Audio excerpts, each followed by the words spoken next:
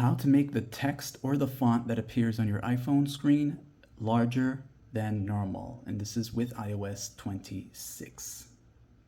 These settings have been around for a very long time, so depending on your iPhone model, go into the main settings, and once you're here, go down the list until you see the display and brightness right there.